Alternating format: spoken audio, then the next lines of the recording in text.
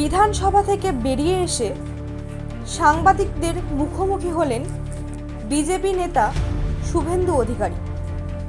কি বললেন তিনি, আসুন শুনে নেওয়া যাক। আমাদের সঞ্জীব গোয়েঙ্কার হলদিয়া এনার্জির 400 কোটি রয়েছে।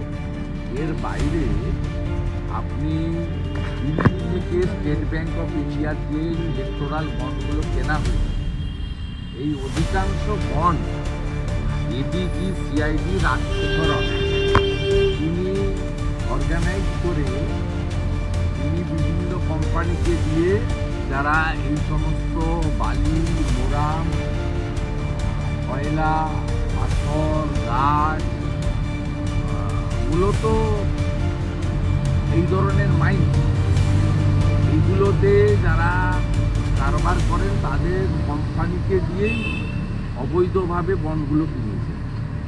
এবং তৃণমূল কংগ্রেস মানেই মমতা ব্যানার্জি, এবং এটাকে political party recognize election commission দিয়েছে। বাংলার লোক এটাকে পরিবার, এবং আমি তো প্রাইভেট কোম্পানি বলি। স্বাভাবিকভাবে উনি তো বৈধভাবে এইসব লোকের কাছ থেকে টাকা নিয়েছেন, তাহলে উনি টাকা ফেরত দেওয়ার ব্যবস্থা করুন,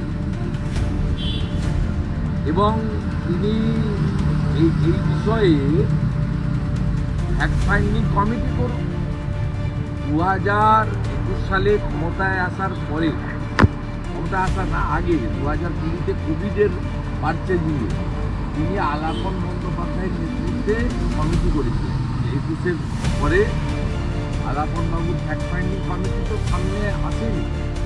তদানীন্তন গভর্নর বারে বারে রিপোর্ট কেউ পাননি, আমরা অ্যাসেম্বলিতে গেলেও রিপোর্ট পাইনি। উনি কোথায় হাত দিবেন? উনি এই যে কথা বলছেন, এটা তো নিজের প্রতি নিজের অনাস্থা জ্ঞাপন করেন।